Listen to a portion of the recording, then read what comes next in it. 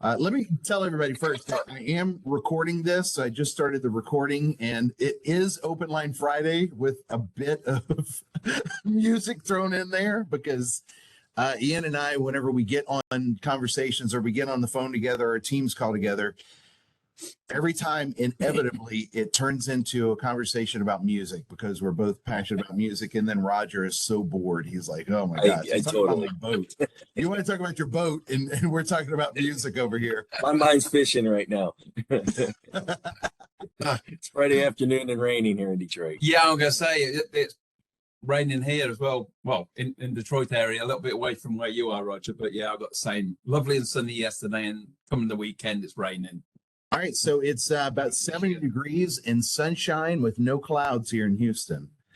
So yeah, I don't know that we I can't respond to you the way I would. Call me in August. Josh, call me in August. Let me know how you're liking it. Yeah, July and August over here is brutal. Going to the first football games of the season, being outside is, yeah, it's ridiculous. You got to wait for 3 games to pass, and then you go to a football game outside over here because then it's not going to be 100 degrees at say 7 o'clock at night. So, my name is Josh Benoit. I'm the from the digital business side of EPLAN here in the U.S., and this is our web series that we do, our webcast that we do. It's called Open Line Friday. And this is where we have our experts come on and talk about things that we do here at EPLAN. And we have some great experts with us today that I've worked with for, God, it feels like we've worked together, right? Together forever, but it's only been about 1.5 years. Did y'all know that? Yeah. We started Open Line Friday 1 year ago this month. We started doing this. So if you have any questions, we'd love for you to leave them in the chat or raise your hand because we want to get to those questions. And this week, talking about really going after the engineering standards and what they mean and what they do for us. And Ian has been a big part of that. So I'll introduce our first guest. It's Ian Underhill. He's a consultant with EPLAN. And how long have you been with us so far? Coming up 6 years. It'll be 6 years in September. And tell us what you did before that. I was a controls engineer, controls manager at an integration company. Actually, Roger and I go back a long time. We go back to late 90s. We worked together at a company called Der, German company that brought me over from the UK to the States. So Roger and I worked there. I was a controls guy. He was in sales, and never the two shall talk. Yeah. Controls on one end of the building, sales on the other. Controls guy-ish. Associate with each other. Yeah. So I was a controls engineer. A lot of work in Detroit. It's obviously auto related. So doing a lot of work for GM is what got me into EPLAN in the first place. And now I'm with EPLAN doing the same work, helping the same customers, I guess, just in a different way. So let me ask you this before I introduce Roger. When was the first time you heard about EPLAN? Oh, I played with I'm not sure what version it would be, whether it's but a long time ago, back in trying to think, it would be late 90s, late 80s, early 90s. When EPLAN when the first Windows version, and I'm not talking Windows NT or anything like that, I'm talking Windows 3.0 or 3.11. DOS. So, yeah, but the old DOS-based Windows, and EPLAN had got what they called a port to Windows because everything was DOS-based then. And I played with it briefly, only for a week or so. But yeah, it was it wasn't really a proper Windows version because it just opened loads of different DOS boxes. I played with it then.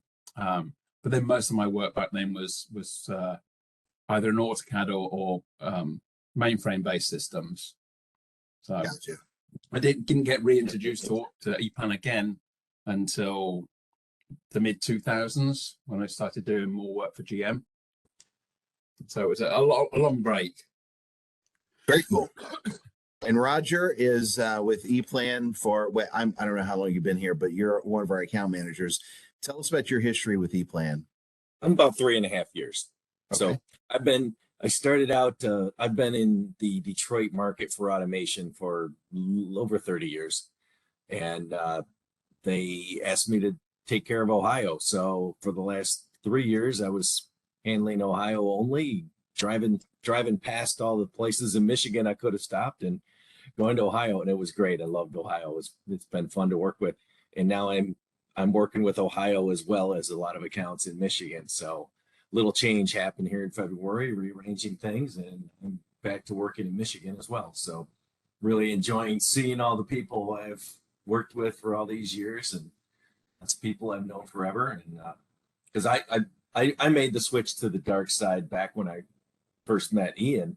One of my first sales jobs was at Durr in the late 90s, and I moved from being a controls engineer to the dark side of sales. So Okay. but I remember he's everything useful he knew in the first. I forgot it all.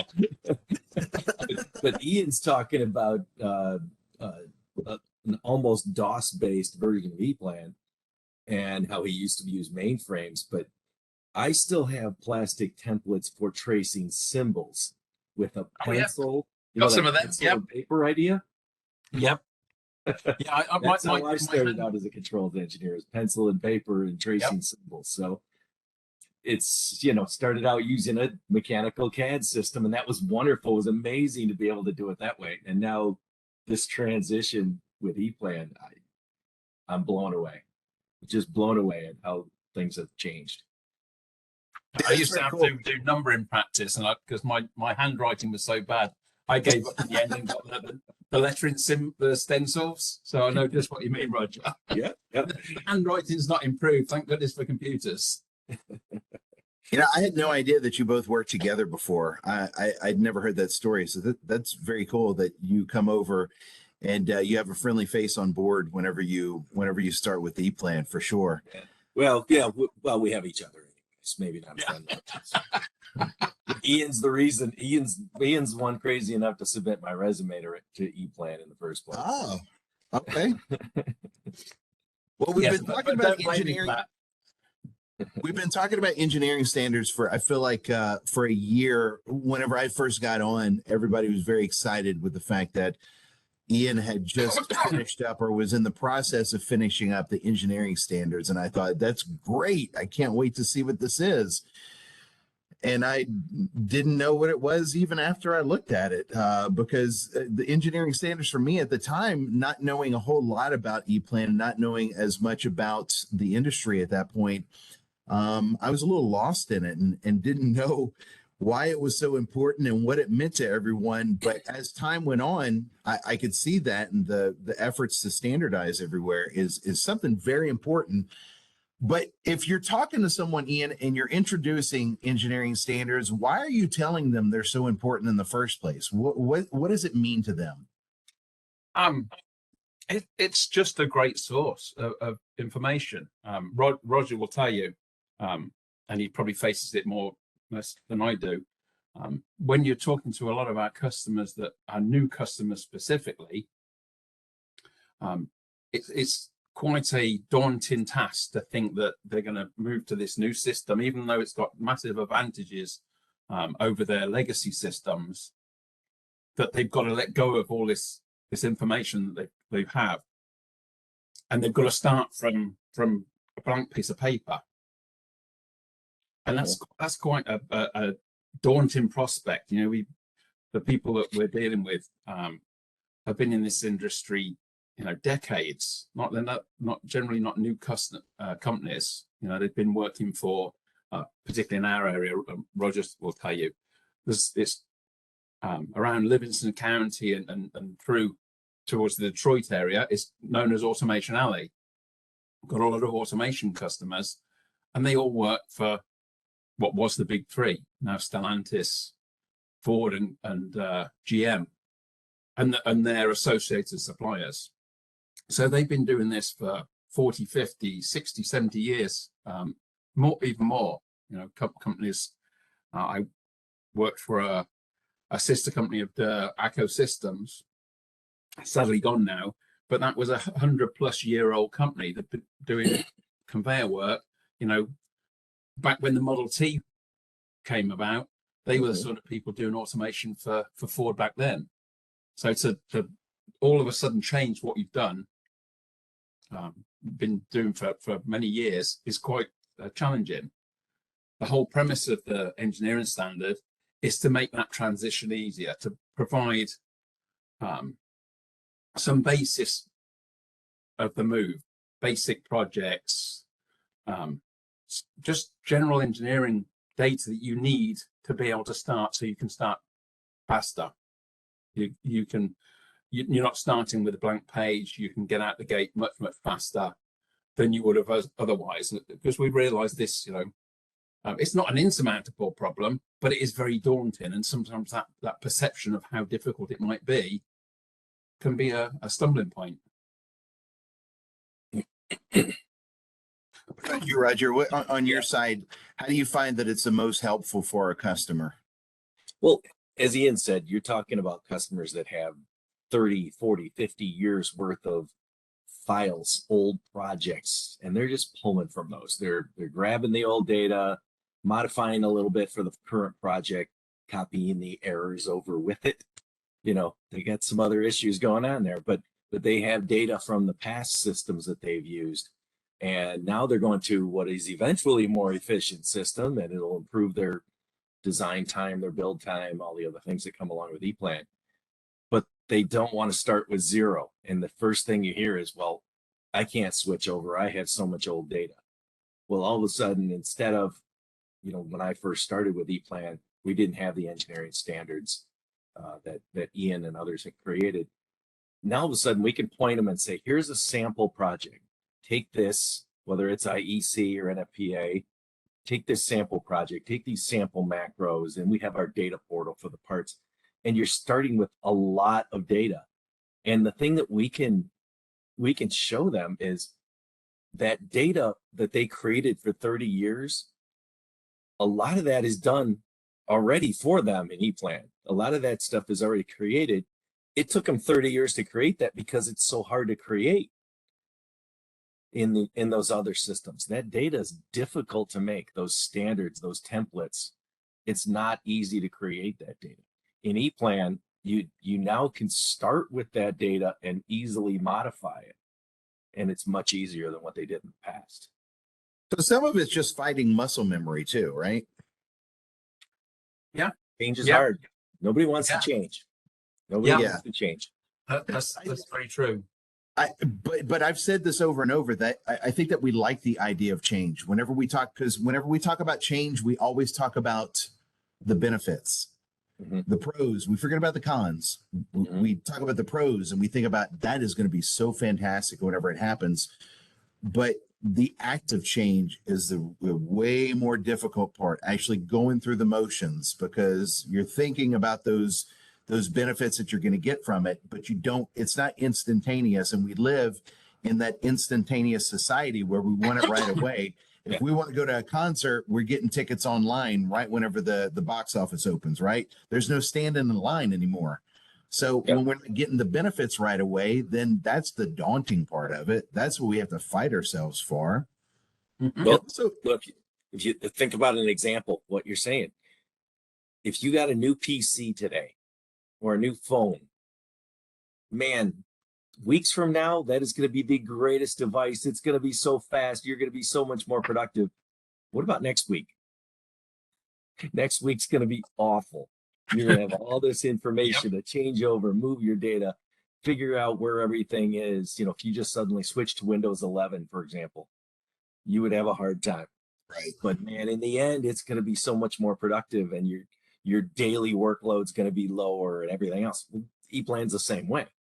Up front, you're going to have a big learning curve that, eventually, instead of doing all this work on future projects, you're going to be doing it once, do it up front.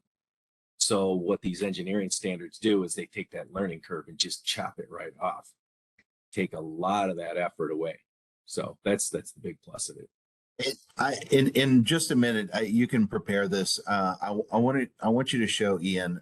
Ian, I want you to show how to get to the engineering standards. But this leads me to think about something that happened about 5 years ago. Whenever my kids got an Xbox, they were so excited. They got Xbox. They were going to be able to play video games for the first time. They had never had anything before. I go back to the old Nintendo, right? It's plug and play. So they get this Xbox. They're excited. They want to play games that day. I'm like, cool, let me hook it up straight to the TV and get this thing going so you can start playing games right now. Well, I fired up and then realized that I have to register it. Oh, and then I need to create a profile for myself with Microsoft. Oh, and any of the games my kids play, I have to create a profile on that, if it's Epic or whatever game company, I have to create a profile with them. Well, that's my profile, but I have to create profiles for both of my kids in Microsoft, and then I have to put their age and so that it's age appropriate, and then I have to make them profiles with these other companies, and then I have to try to start it. But then you've got to download everything, which could take hours. The whole process, having the Xbox was a really, really, really great thing until you had to start doing, until you had to start getting into it and open it up, crank the box open, and then do all the other work. I didn't know about all that. I had no idea, but it was very exciting to think about us playing video games together. That was awesome. That benefit wasn't realized for about 8 hours or 9 hours. So as you go through this, yeah, that changes. The eye on the prize is a big thing, but you got to go through a little bit of the work to trudge through to get there, though. And I'll tell you, as a video Absolutely. game, so I'm too old for video games, but when I sit down to play one of these video games with my kids, the first thing I see is all these little things popping up and stuff's being thrown at me as I'm driving a car and everything else, and I don't even know what all that is. But the funny thing is, there are no instructions. You just have to know magically somehow how this happens. My kids know it. I don't know how they know it, but but that's the other thing that has come a long way in EPLAN is that help with the training, the consulting, and even in the last couple of years, they added the magical box at the top. Tell me what you want to do. You just type it in there and it pops up. That's what we need in video games for old guys like me. Right. Although EPLAN does seem to be more intuitive as we get each platform. Yes. One thing that we don't do a great job of, and I know that we have a question that we'll get to in just a few minutes. One thing we don't do a great job of is leading people to find the information right whenever they come to our website. And I think that process is improving dramatically because we realize that, well, we talk about these EPLAN engineering standards, but where do you go to get them? I mean, how many times do you have to click through and click back and forth and look for them? So that's one of the things that I wanted Ian to do, is show us, how are we getting to the EPLAN engineering standards? Where do we have to go? Instead of making it such a difficult task to get to, and as we're trying to make these processes easier from a marketing side, how exactly do we get there? Where do we go? So Ian, I'll let you do that. Okay. Yeah, no problem. So there's a couple of ways. You can log on to the EPLAN cloud just with the browser, or more easily, you can go straight into your EPLAN and go to the EPLAN cloud with EPLAN. Now let me just share my screen so everybody can see. Pick the right screen. One there. So hopefully everybody can see that. Nope. But not yet. It says share button at the bottom, Ian. Oh, there you go. There you go. There we go. There we go. So, of course, the WebEx tool is always in the way. But if you go to the EPLAN cloud, and then the EPLAN cloud dashboard, so you will have logged on to the cloud by virtue of the fact you've started EPLAN. It always logs you on when you first start. Be clear, in the newest versions. Yes, in platform. A lot of people still out there using 2.9 or older. That's true. Yeah. Platform Yeah. 2022 or 2023. That's the case. So if you've been there, you know there's a lot of data. This is where you get to the data portal, for example, and eView. But if you scroll down, you will see we've got some additional information. So the EPLAN services, and that's where you'll see the EPLAN engineering standard. And from there, just by clicking on that, it actually loads it in an external browser. When version 2024 comes out, it will be able to open the internally within EPLAN. At the moment, there's a restriction on how it's able to download content. Excuse me. But with EPLAN 2024, a change in the way the browser's done will allow us to actually download content from within EPLAN. So that'll be a big improvement. That's due out towards the end of the year, the fourth quarter. However, this is how we get into the engineering standards as it stands now. So when you scroll down, it tells you a little bit about the engineering standards, a couple of little quotes from the guys that I work with. Tom is the head. I work very closely with him and a few guys over in Belgium and Germany, and they've created the bulk of this. My part is comparatively small because I'm looking after the NFPA side of things. So if we go to the Discover Our Downloads section, which is here, and here we can see the sort of content. There's a lot of content. If I just scroll down just very quickly, you see there's quite a lot of content in there, and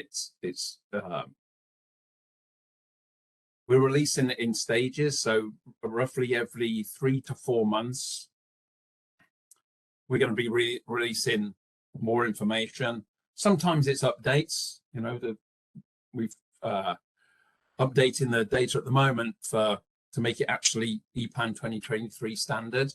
And then obviously the same when we release EPLAN 2024, there'll be a period where we need to update. But sometimes it's releasing new items onto the platform. And as you can see, just recently, my colleague Mo from Germany has created this building automation project. So there's loads of different sorts of projects. So the standardization templates was the part that Roger and I were really talking about. So to reduce what you're, the amount you're looking through, we can click on the standardization templates, and we can see here we've got some templates, some basic projects, what you would use to start if you're just brand new to EPLAN. If you want to use IEC as your standard or NFPA, at the moment we've got an NFPA inch. There will be in the future, or hopefully the near future, an NFPA millimeter based project that you can download. And that's the base project. That's it's all set up. It's got some good plot frames. So you can start with that. You can obviously take it, look at what we've done and modify it. Once you've gone to the training, we'll teach you how to do that, that little modification, maybe to add your logo, just change some of the properties you might want to see there. Excuse me. But it's a basic start. You don't have to start from scratch. You don't have to run through the different plot frames that we offer to find something. Here's a coordinated set of plot frames with standard forms for bill of materials, parts lists, terminal diagrams, that sort of thing. All those standard ones that you would use a base for you to start with. We've also got a macro project for parts. So if you've want to make some of your own parts that you might not find on the data portal, for example, we've got a project with a pile of parts you can download and you can use. And we've got a base project. You can then start to add your own projects as well. So that's what this macro project hear us. We've also got schematic projects. Hey, Ian, before we get into the schematics that you're talking about, macros is something that I thought for a while that that's something that everybody used. They knew what macros were. And the reason why I thought that everybody knew that, and we had the conversation earlier this week, is that my kids, going back to the video games, my kids download macros for video games. And when they download macros, it's cheat codes. So they'll download a macro that interacts with the actual game that they're playing that helps them have more hit accuracy, or they can drive the car better, or it gives them these cheats within the game that makes the game a bit easier for them. That's how I knew what macros were. I'd heard the word before, but it's not something that's used with every ECAD program. So No. Tell us about, what they are, what they do, and how to create the essential first step building blocks with these. So a macro can be a couple of different things. It can be simply an arrangement of symbols that define a part. So if you've got something more complex than maybe a circuit breaker or a contactor or relay, you can't describe that item just with simple symbols. So a good example of that might be a variable frequency drive. There's no sort of standard symbol you could use that would describe a variable frequency drive. So you have to use what we call a black box or a PLC box to describe that item. And then you have to describe what all the connections are, because every manufacturer is going to have different connections. Some are going to be common, like the power can be common to everybody, but the names they use for the different connections is going to be different. So you have to be able to describe that as that manufacturer would. So your schematic relates directly to the actual physical device. So you use a macro to encompass that part. You can describe the part with a box and the connection points, and then you can group it together and you save it externally out of your project in a file of its own. So you can reuse it loads and loads of times again, and you can associate it, if you would like, with a particular part. So with a particular manufacturer, you say, if you want to use this particular BFD, this is what it looks like, and here's the macro file. So that's one way that people might commonly see macros used. And when you download, it's from the data portal. If it's something like a VFD or a power supply, devices like that, PLCs, for example, as well, you're going to get a macro that describes that item, and where you can describe it on your page, whether it's a multi-line or a single line page. The other thing you can do with macros, they can be a collection of circuits. So you can create a circuit for maybe a motor starter or a supply or a distribution circuit with circuit breakers and terminals and what have you. Something you will use over and over again, but then you can group that together, and again, you can save it outside the project. You can give it a name, and you can use that repeatedly. So you're not putting the same circuits together, because that's time consuming.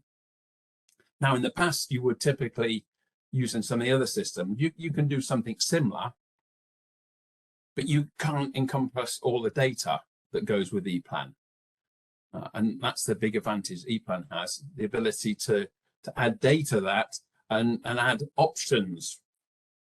So typically, if you grouped together a piece of a circuit and you saved it, that will be one file. If you've got a related but slightly different circuit, so the difference between maybe a direct online motor and a reversing motor, that'd have to be another file. And then if you wanted to add the data that the different size motors maybe require different data in the descriptions and in the circuits, maybe for the size of the cables or the wires or the overloads, that sort of thing, you'd then create another one and another one, and another one. EPLAN, you can roll that into one macro and just tab between the different options that you might want to use. So it makes it much more efficient. You pull a motor starter in, and then you decide what style of motor starter, and then potentially how big the motor is that you're controlling. So it's much more efficient way of engineering. You can encapsulate someone's engineering in the file, so you don't necessarily need to be an expert to know, what particularly what motor circuit protector to use with what particular motor. The expert created the file in the first place and put his engineering knowledge into it. I think that's the big advantage there, Josh, is that your example of the cheats is so spot on, because you don't have to know everything about design to do the design. If you have a macro, you have your gurus, your resident controls design experts size everything on the system and the circuit, and then you can get a CAD person that doesn't have any design knowledge, or a drawing design person just going into the computer and dropping circuits in, and it's right, because it's a fixed circuit. It's something that's already been done. So it's a cheat in the respect that it helps you cheat the design. It's automatically done for you, essentially. Semi-automatic, I would say. And where are these found? Are you pulling some of that up right now, Ian? Yes.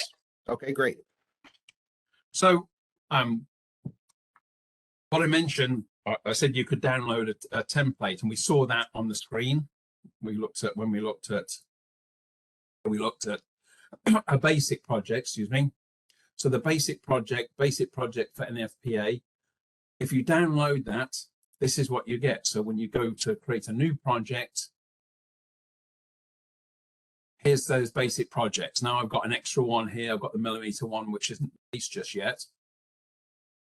But I've got a basic project for IEC or for NFPA inch. So I'm going to pick the NFPA inch one. And when I create a new project,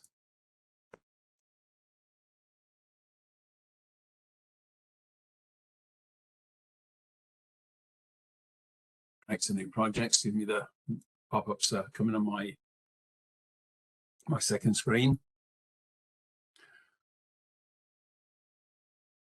So we've got a basic project. It's got some standard pages in there, just with a little bit of information.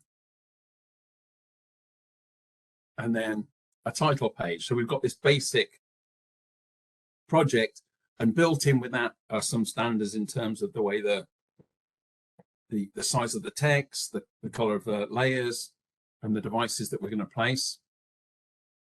Now, Ian, all this is easily modifiable, right? So yes, absolutely. I mean, download this and update it to their own requirements. Yeah, we have our logo in there, obviously, the EPLAN logo, and a QR code for the EPLAN website, eplan.com website, but they're really easy to change. We just give you a basis, and what you choose to do with it, that's totally up to you. So that's what the basic project is. Mm-hmm. We've also got a pile of parts. Within the NFPA inch ones, they're predominantly Rockwell parts that you can use. Then we've also got this schematic projects. So this, again, we give you the file so you can add to it, but there's a pile of macros in that. And that's the key thing to make users more productive in a quicker time frame. So this macro project you download, and it gives you each of these things you download, there's instructions how to use them. But that gives you some circuit-based macros, as I was talking about. So let me add a couple of pages so we can use these. So I'm going to create a new page, just quickly. We've got some built-in identifiers to show you how to use the structures. So I've got locations. I'm going to use the main control panel as one, and I've got structures here, so I can identify that my schematics. Just going to do. I'm going to create a number of pages just so you can see what's available. There are the number of different plot frames. So for an NFPA style, you've got one with no columns, one with a single column, and one with two columns. So I'm going to pick that, and I'm going to make a few pages just so we've got something to work with. So going back to the first page, we've got guidelines to help you, so you know where to position the items. But if you don't need to use these, I can turn those off. View button. This is where the applications macros. So these schematic macros here, if I download those, what I get in my insert center in the Windows macro is the EPLAN engineering standards, EES, and the functional macros. So for example, I've got a power supply, drag in, just use the X and the Y key to position it. And select the enter to place it, and it allows me to select from 3 different sizes of main incomer. I'm going to select a 60 amp one, and what that's doing is not just changing a piece of text, it's actually selecting parts specifically for use as a 60 amp. You see, as I change it, the parts here change. Generally Rockwell parts, but let's go with a 60 amp. And there's other parts you need for a flange mounted disconnect, including what type of handle you might want.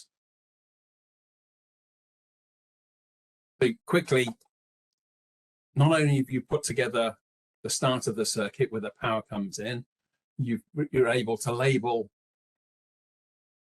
information. So it's a 60 amp because that's what I chose. And the parts are available, including the J-class 60 amp fuses that this particular disconnect will require. And I can quickly put together circuits. There's loads of different options here. So maybe if I want 110 volt, I'm going to put a transformer in, quickly add it. This is just a simple one. As you see, you don't always have to have questions that it asks. Those are done with this placeholder object, which is the little. This is just a standard 1K a transformer to give us 110. That's live side. So then I can add other items. Probably want a 24 volt power supply. Again, a few different ones, depending on how you want to arrange this. There's actually, in this case, the one macro file has got 6 variants, depending on whether you want to place it there or you decide maybe you want to place it up here. And whether it's a 5, 10, or a 20 amp.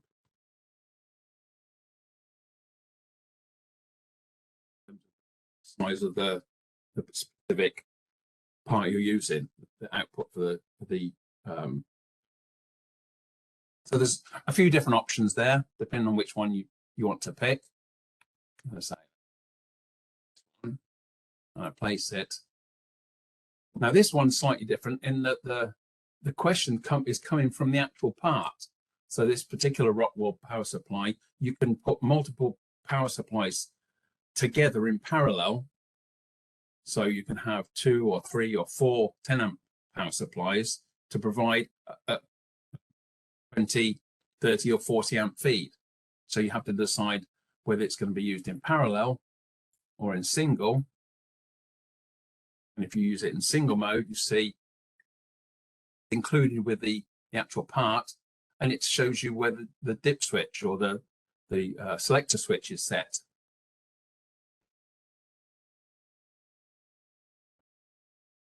Without making it too long a demo, I'll just quickly show you my function macros. I want power supply. So it doesn't have to be complex items. It can be simple items such as the power rails.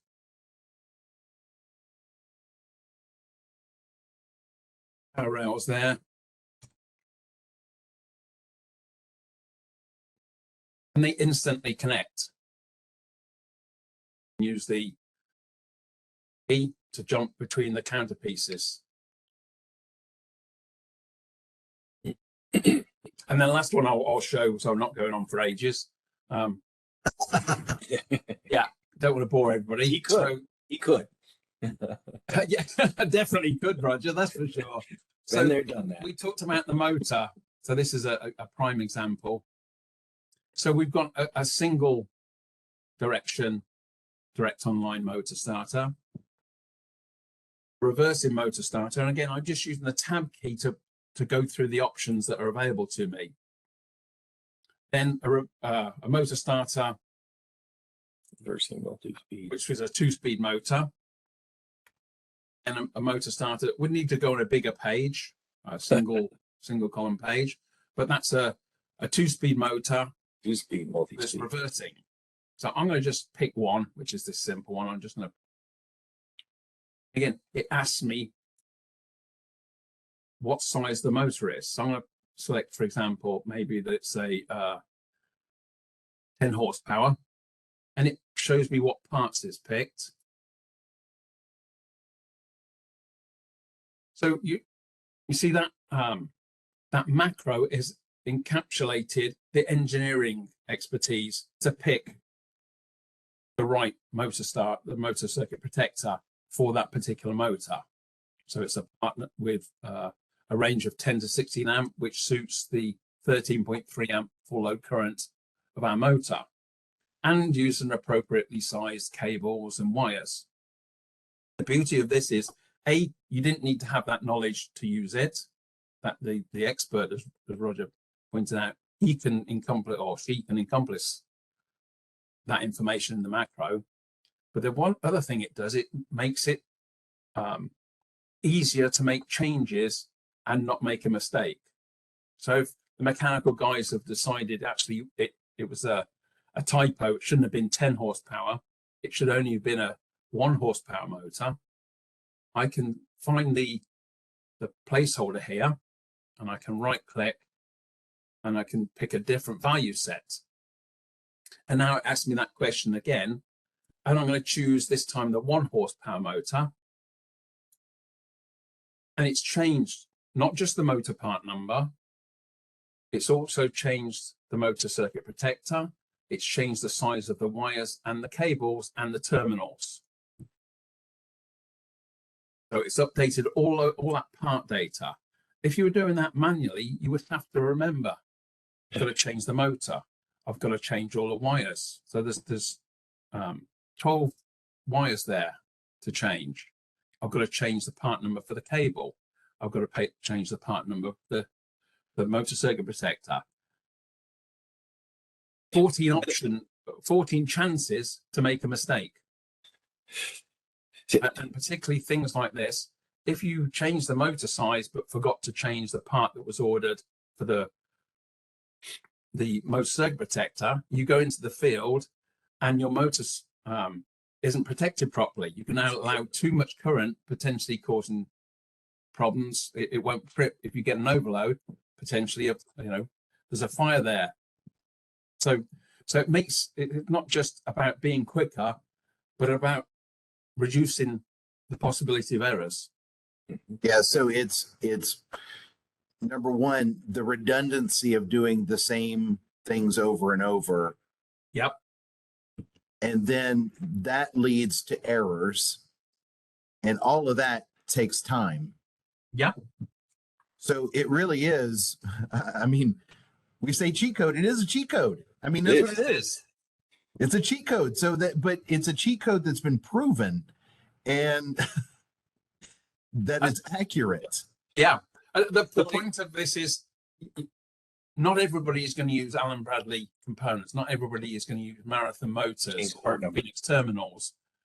But this gives you the basis that you can use it. But the information's here if you decide, actually, I want to do something different. I want to pick a different motor. It shows you, because you've got it set up, you can see how it's put together. I can just double click on this and I can see, right, there's all the parts. If I want to use something different, I just do my engineering, pick the right parts that I want to do, and then I can save it and I can use it myself with what I want, whether it's Siemens or Group Schneider or whoever it might be. Right.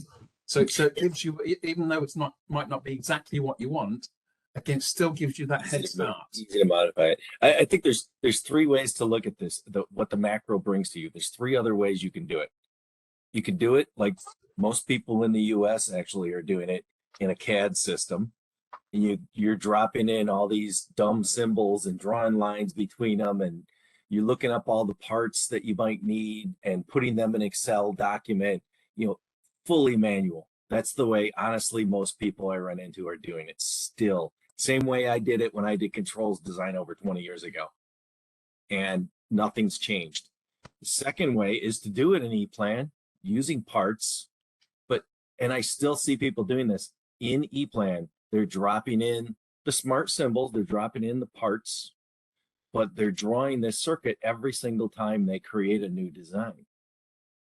Well, the first method is going to take you probably an hour just to do this motor circuit, because you have to put everything in manually and look up all the part numbers.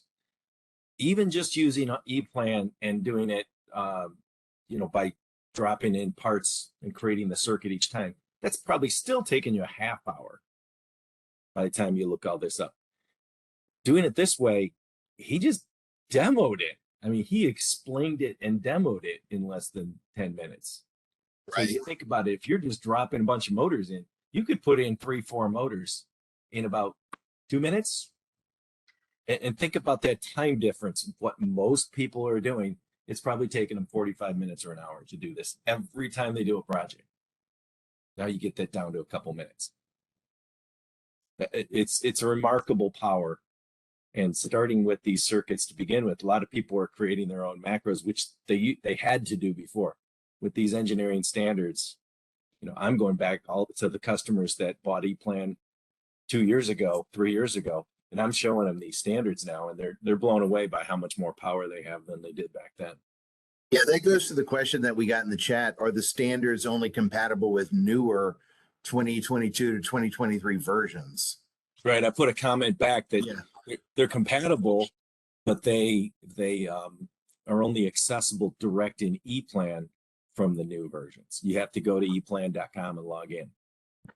Yeah, in terms of the files, yes, they are. If you've got, you could actually download it. I would think you should be able to do a save as with the save as tool that's in the eCloud back to probably 2.9 and back. But the one thing about macro, the technology in the file format, even though each version of EPLAN has now got a new format, so when you open an old file from 2.7, 2.8, 2.9, you open it in 2022 or 2023, it updates it to add the new parameters that we have. The macro file has been constant. So a macro that you made, I've got macros that I made for EPLAN version 2.0, which was 10, 15 years ago. That is still the same. That's macro still works. So yeah, the files you download are EPLAN 2022 or 2023 format. But you could take those and you could backwards convert them. And the macro files, they're the same. Once you've got those macro files, they will work with 2.9, 2022, etc. No difference. But we had a question earlier, quite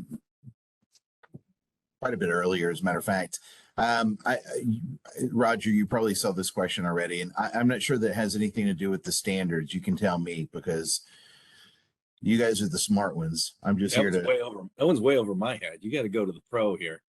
Oh, the question was, somebody said, someone else on the line then.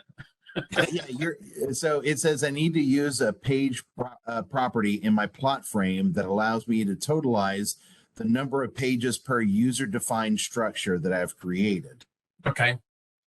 I can't think of it off the top of my head, but if whoever that is could, if we've got their email address, I don't know whether that's something we get. Yes. If you can take a note, I will. Maria will actually reach out to you personally for that one. And I know, Ian, that you were talking about before I interrupted you completely and derailed you with the macros, that you were also going into the schematics part of it too. So I want to give you a few minutes to cover that. Yeah, because I just wanted to, in the background, I just, Roger said how long it would take you to, just in the background while he was talking, I did 3 different motor starters. I picked the same one each time. So it took me like 5-10 seconds a piece to add those. So you see just how quick it is. I did want to talk a little bit more about the standards because it isn't just that. Yes, this is a big part of what we've got, but if we go and have a look, so that was just the standardization templates.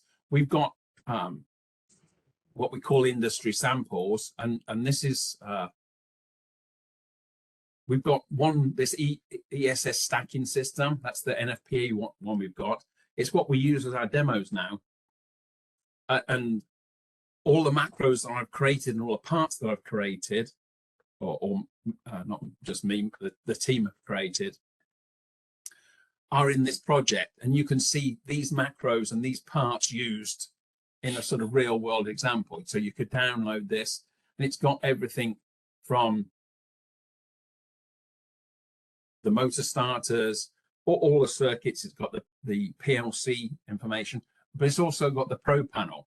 So we've got the panel that goes with that, that's been routed. All the wires are there, so you can see the routing for the wires in Pro panel. So you can download and look at that.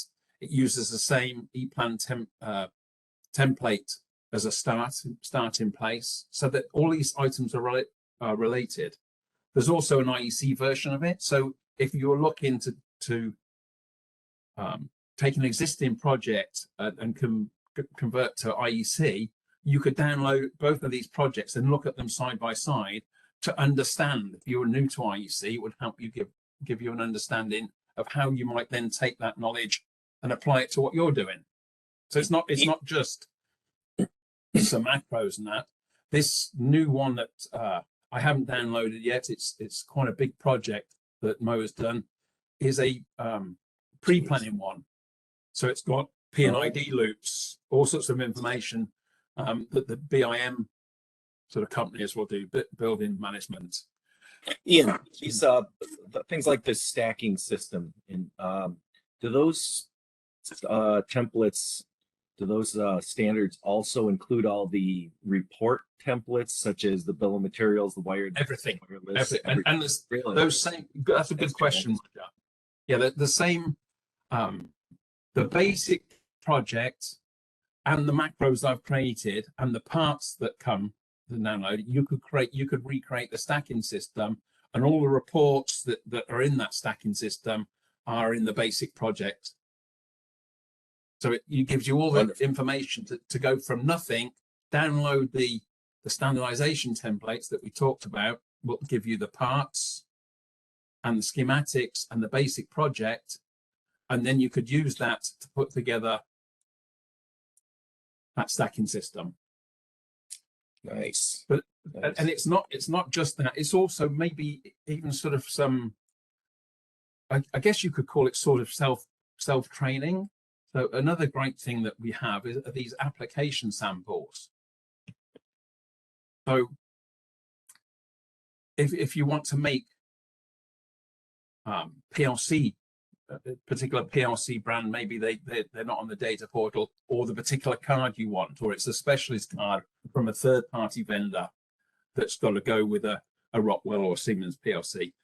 To understand how to put those together properly, we've got an example that shows pulling the data and starting from scratch. So if you've never done it before, we would encourage you to go to the training, but this gives you an example that's very specific about the key things you need to do when you're dealing with PLCs, because it's a bit more difficult than a generic part. There's more information that needs to be there so you can interface with the TIA portal or Studio 5000. So that's what we've got in terms of application samples. We've also got things like the best practice. So this is a great one. A lot of people don't realize that you can, the special applications that come with Phoenix and Wago and Weidmuller terminals to drive their printing tools. But you can interface with EPLAN from that.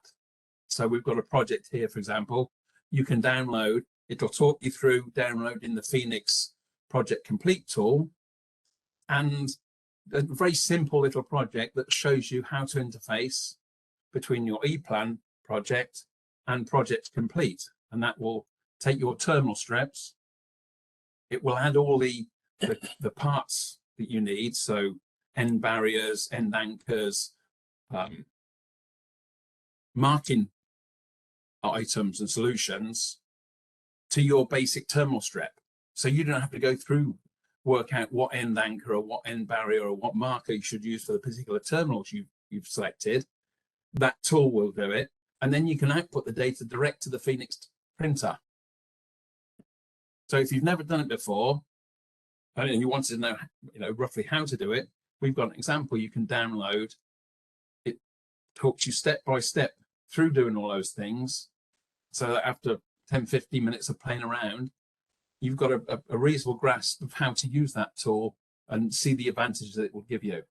This has all come such a far distance from where we were even 2 years ago. It's amazing. And, I mean, Josh, the whole goal here is to take that ramp curve, that learning curve at the beginning of using EPLAN and just cut that right down. And this goes a long way, but if you look at the eplan.com, at the cloud page, there's also a ton of e-learnings, which and it blows my mind because it seems like every time I go to the site, like once a month, they're adding more e-learning on there. And so a lot of really good interactive videos to learn how to use EPLAN beyond even what, Ian and others in our company are training people in the official training classes. The e-learnings are fantastic, little topics about the important things people need to know. So it's growing so fast. It's amazing. Yeah, it is. As you say, Roger, that e-learning thing, it doesn't negate the need to go to training. The training is really important. That quick start you're only going to achieve by going to training to get you a good start to get going. But it's the little extras that little tips and tricks. Learn, but once you know a little bit, you think, oh, hang on, how do I do this? We're trying to add them as part of the e-learnings, as part of the engineering standards to take you to that next level.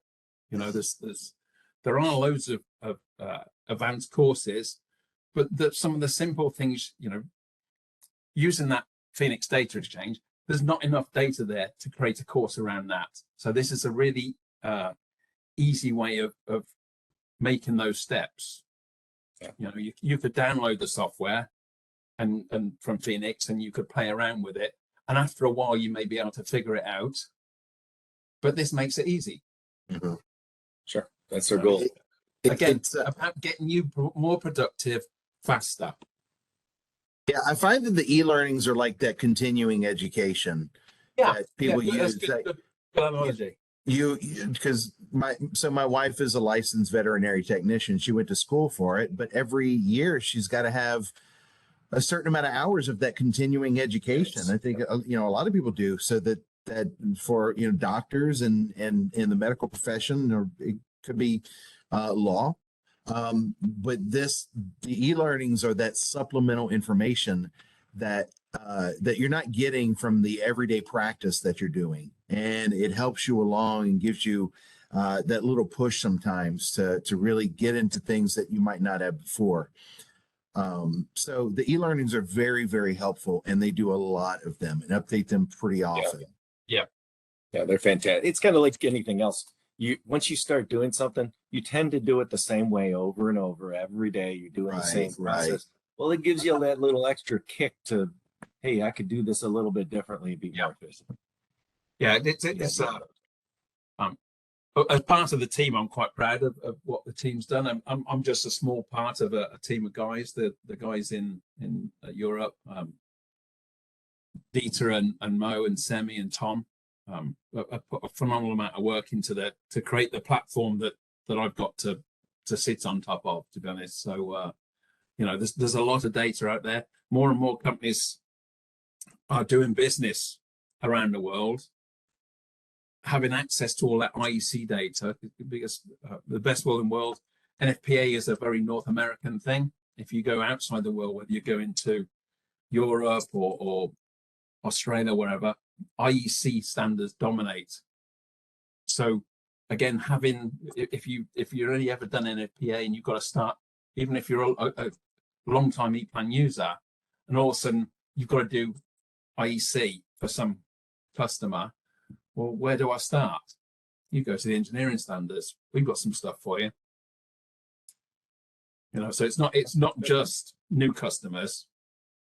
It's to existing customers. We can help them move to the next level. I show it to everybody. Everybody I talk to, I show it to them. Yeah, this I don't know how many Open Line Fridays I've done so far, but this is one of my favorites. I'm not gonna lie. Well, it's just because I'm here. Almost 25 years later, Ian and I still make a great team. It's kind of the old dirt people. I'd high five you, Roger. I would say this weekend, there's Formula One this weekend, right, Ian? Yep. Azerbaijan. How can you tell? Okay. Oh, that's right. Yeah, we talked about that.